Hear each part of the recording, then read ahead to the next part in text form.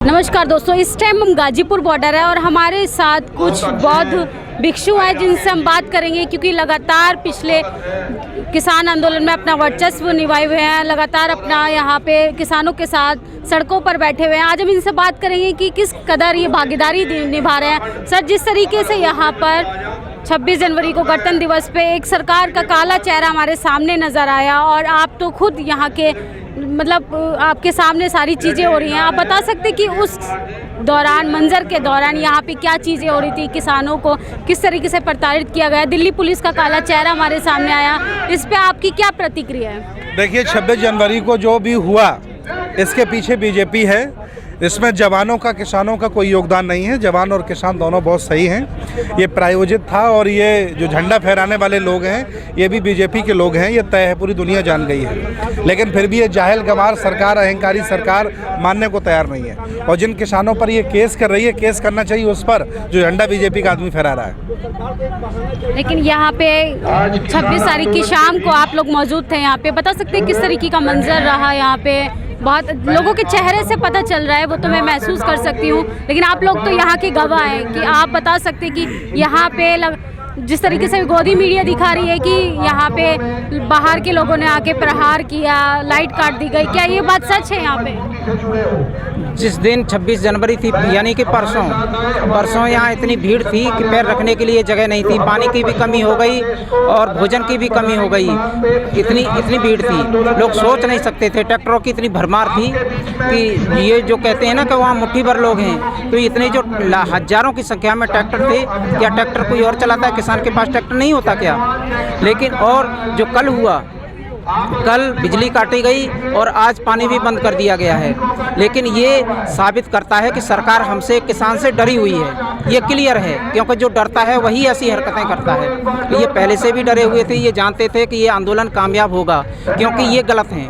इन्होंने कानून बनाया है वो किसानों के लिए नहीं है, वो गलत कानून है, इसलिए आज भी डरे हुए हैं, आगे भी डर रहे हैं। इसलिए किसी भी दिन, ये आज या कल या परसों, लाठीचार्ज भी हम लोगों पर कर सकते हैं। लेकिन हम लोग डरने वाले नहीं हैं। यहाँ इस समय आपके सामने खड़े हुए हैं और कल भी हम खड़े रहेंगे। जब तक किसान यहाँ रहेगा हम यहाँ पर रहेंगे, और चाहे जितना भी ये दमन करें, क्योंकि जितने भी अधिकार लोगों को मिले हैं वो आंदोलनों से ही मिले हैं, और जितने भी देश का विकास, जितने भी नेता निकले हैं वो आंदोलनों से निकले हैं। इसलिए पहले भी राजा होते थे तब भी, और गणतंत्र में भी आंदोलनों का दमन किया जाता है। तो ये भी ऐसा ही कर रहे हैं। ये गलत रास्ते पर हैं, ये डरे हुए हैं, इसलिए ऐसा कर रहे हैं। आप तो बौद्ध धर्मगुरु हैं और धर्म के धर्मगुरु नजर नहीं आ रहे हैं, कहीं आपका राजनीतिक एजेंडा तो नहीं है?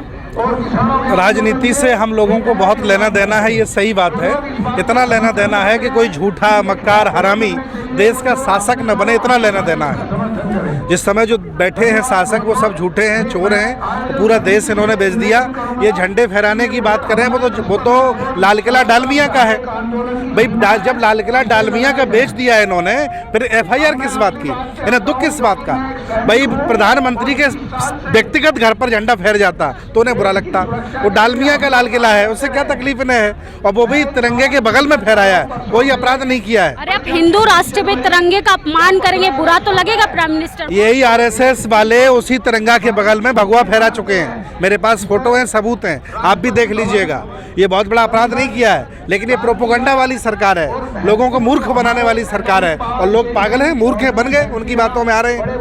अच्छा, एक सवाल मेरा पर्सनली है, जिस तरीके से सिखों को खालिस्तान चाहिए, मुस्लिमों को पाकिस्तान चाहिए, कहीं आप ये राजनीति तो नहीं कर रहे? आपको भी बुद्धिस्तान चाहिए? ये भारत पूरा बौद्धमय है, ये बुद्ध, नानक, कबीर का देश है।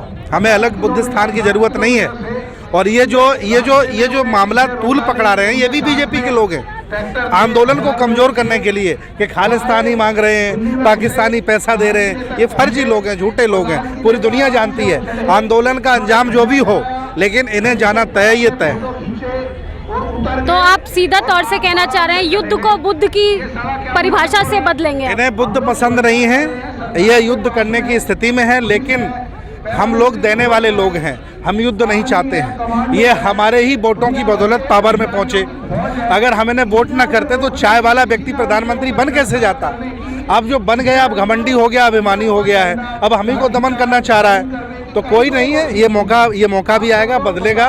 और आने वाली जो सरकारें हैं उनको ये सिखाने का काम कर रहे हैं कि जैसा हम करेंगे वैसा ही आप करना। लेकिन सर आप इसमें क्या करेंगे? मोदी तो ईवीएम से जीत रहा है, आपका वोट जाए या ना जाए इससे फर्क क्या पड़ता है सरकार? ये ईवीएम का मुद्दा उठाने वाले नंबर 1 के गधा लोग हैं। ईवीएम से कोई फर्क नहीं पड़ता है। ईवीएम सही है, ये लोग जब हार जाते हैं, इन्हें वोट नहीं मिलते तो ईवीएम को दोष लगा देते हैं। ईवीएम से कहीं कुछ नहीं होता है। केजरीवाल ईवीएम से ही चुनाव जीतता है। ये लोग पब्लिक में जाते नहीं, लोगों से मांगते नहीं। बीजेपी के लोग, आरएसएस के लोग, बजरंग के दल के लोग, विश्व हिंदू परिषद के लोग घर घर में घुसे हैं, लोगों को पटा लेते हैं। वो अलग अलग बातें करके लोगों को पटा लेते हैं, उनको वोट मिल जाते हैं। ईवीएम का मुद्दा ही फर्जी है। जो आवाज़ उठाने वाले लोग झूठे लोग हैं ये। अब आप क्या करेंगे? इस किसान आंदोलन का जो रुख है वो किस तरीके से बदलेगा? लोकतांत्रिक तरीके से आंदोलन होना चाहिए था, लेकिन सरकार ने ऐसे हिंसक बना दिया है और उसका आरोप हम पर लगा दिया है। हम पर मतलब किसान पर। लेकिन फिर भी हमें कोई तकलीफ नहीं है। अगर जेल भेजेंगे तो जेल चले जाएंगे, आंदोलन वहाँ भी चलेगा। अगर हम अपने आश्रम में चले जाएंगे, आंदोलन वहाँ भी होगा। ये आंदोलन अब रुकने वाला नहीं है जब तक ये देश से विदा नहीं हो जाते हैं। ये देखिए, कुर्सी से विदा करने का ना इन लोगों ने नहीं ठाना, देश से ही विदा करके रहेंगे। किस तरीके से मोदी की काली करतूतें लगातार बढ़ती जा रही हैं। इन लोगों का पहले तो पानी बंद कर दिया, लाइट बंद कर दी, और अब तो स्थिति ये आ गई है कि इनके मुंह का जो निवाला है वो तक छीने जा रही है। जमीन छीन ली, उसके लिए ये लोग सड़कों पे आ गए। अब तो सड़कें भी नहीं रही इन लोगों के लिए। ये लोग आंदोलन भी नहीं कर सकते हैं, ये लोग अपनी आवाज़ भी नहीं उठा सकते हैं। और अभी अगर इन लोगों के साथ आप लोगों ने आवाज़ें नहीं एकजुट होकर आवाज़ नहीं उठाई, इनकी ताकत को बढ़ावा नहीं दिया, तो अगला नंबर आपका है। ये सोच के आप बैठे रहिए और आपकी आने वाली पीढ़ी गुलाम होगी और हाथ में कटोरा होगा भीख मांगने के लिए। आप इमेजिन नहीं कर सकते कि आपको तो भीख भी नहीं मिलेगी उस कटोरे में। आगे हाड़ी और पीछे झाड़ू वाली स्थिति आ चुकी है समाज में।